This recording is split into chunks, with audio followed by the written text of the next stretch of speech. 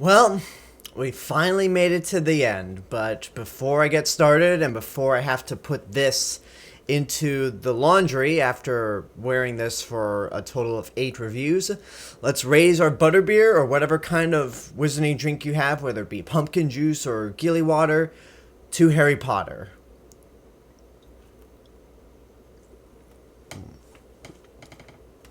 Yeah, this is just butterscotch and cream soda here. If you really want good butterbeer, Wizarding World's the best place to get it.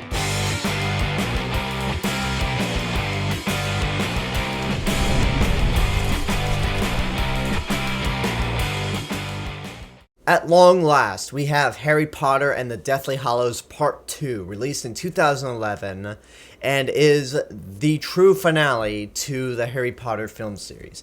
It picks up directly where Deathly Hallows Part 1 left off, where Dobby's been killed, they've destroyed a Horcrux but still need to find more, and Voldemort has the Elder Wand at his disposal, so you know the stakes are even higher than ever. Harry and his friends discover another Horcrux within Gringotts, the wizard bank at Diagon Alley. So they get it, and then they learn of another Horcrux at Hogwarts. But unfortunately, because Harry and Voldemort are connected, Voldemort learns that Harry and the others are hunting down the Horcruxes. So he is now more aggressive than ever and sets his sights on Hogwarts. Our heroes return to Hogwarts for one giant epic battle to finish off the Dark Lord once and for all. So when this came out, this was not just another Harry Potter movie.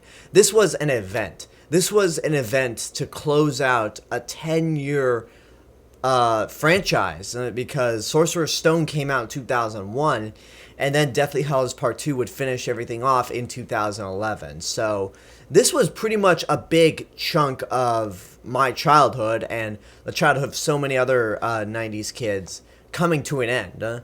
And boy, is it a way to go out.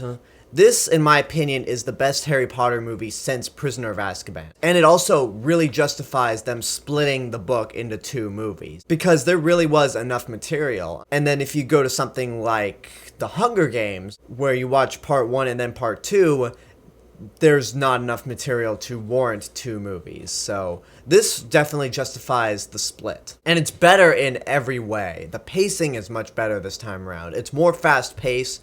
Granted, it is more of an action movie and a special effects extravaganza than Part 1 was, but then again, this is still the same story. So Part 1 is just there for character development and the quiet moments. Part 2 is here for all the action and all the cool shit. However, when we get to the epic battle scene at Hogwarts, it's not just there for show. Unlike something like a Transformers, the special effects aren't there just for show and for the audience to go, wow, that looks really pretty. No, there is emotional weight to it, because this is the 8th movie. We've been with these characters for so long. You feel the emotion. Not just spending time with the characters, but sometimes when you see Hogwarts get destroyed or damaged, it's a little heartbreaking, because Hogwarts is just this magnificent place. To see it get demolished is really kind of sad. And then you see characters get killed. Granted, it's kind of glossed over, but even then, seeing these characters that you've seen in the past movies, even if it was for a little bit, seeing them die is really traumatic. For example, the girl in Half-Blood Prince that had a crush on Ron, she gets killed, and I was like, oh no, that's kind of sad, because even though she kind of got annoying in Half-Blood Prince, there was definitely a handful of charming moments between her and Ron in that movie, so it was really sad. Then seeing Professor Lupin and his wife Tonks die together, that's sad as well. But for me, the saddest death, and I think for a lot of other people, was the death of Fred Weasley. Because throughout the whole series, we've seen the Weasley brothers, Fred and George, just be together, do awesome things, be the great comic relief. And to see one of them die, it's sad. And I even remember how it played out, because I didn't read the books before seeing the movies. At least for everything past Prisoner of Azkaban. But I remember watching it in the theaters, and when everyone's mourning the dead, I was thinking, wait a minute, who's that ginger kid lying on the floor? Oh shit, no. No! No, not Fred! No! I mean, I was a little more sad than that. I'm just trying to act over the top to be funny. But bottom line, the deaths are effective. The score is also a lot better this time. This time around, it's done by Alexandre Desplat, who did the first Deathly Hallows movie, and he's done other stuff like Grand Budapest Hotel, Godzilla, and he's doing the upcoming Rogue One. His score is a lot better this time around, and it's much more dramatic. Lily's theme in this movie is absolutely beautiful. And one of the big things that this movie does is that we finally get some closure with Professor Snape, and basically what his deal is. Because I've always failed to talk about Snape in detail with these reviews, and that's because throughout a majority of them, while Alan Rickman is very good and the character is really interesting, he just kind of does the same thing throughout the movies. In this one, we actually learn that Professor Snape was in love with Lily Potter, Harry's mom, and that he turned his back on the Death Eaters once he learned that Voldemort was going to kill Harry's parents. Once Lily died, he turned his back completely. The flashback scene that's shown is really powerful. It's a beautiful sequence. And not only shows Snape to be a much more interesting character and a more tragic character, but we also really get to know how Dumbledore thinks and see that he's had things planned from the beginning. So Dumbledore's always had an idea of how things were going to play out. And from this sequence, we also learn why Harry and Voldemort are connected, why Harry can talk to snakes, why he can hear the Horcruxes and find them. It's because Harry himself was the seventh Horcrux that Voldemort did not intend to make. Basically, on the night that Lily sacrificed her life to save Harry, something happened where Voldemort's soul had to find the only living thing in the room, which was Harry himself. So in doing that, Harry has become the seventh Horcrux. And for that part of Harry to be destroyed, Voldemort has to kill Harry, but by doing so, he destroys the Horcrux, and Harry has the option to come back Horcrux free. It's a really weird scenario that I would imagine is explained better in the books, but I haven't read the books, so I'm just judging this purely in a cinematic sense. And if I could get back to Lily Potter for a second, the one thing that I really love about this movie is the theme that's kind of been presented throughout this movie, if not the entire franchise, which is the power of a mother's love. Lily sacrifices her own life to save her sons. Narcissa Malfoy, Draco's mother, saves Harry's life after Voldemort kills him a second time, or kills, just because she got confirmation that her own son was alive. And then there's the famous scene where Molly Weasley confronts Bellatrix after harming Ginny and says, "Not my daughter, you bitch!" Since that line there is in the book, I would be shocked if J.K. Rowling was not influenced by the line in Aliens, "Get away from her, you bitch!" It's just an incredible movie all around. I really don't have that many negative things to say. Although I would say, if I'm to be completely honest, I would have liked to see more time spent on those that died. But aside from that, I don't have that many negative things to say. I think the movie is visually stunning. It ends the series on a perfect note. Like, it wraps up completely, ties up all the loose ends. Ron and Hermione finally get together.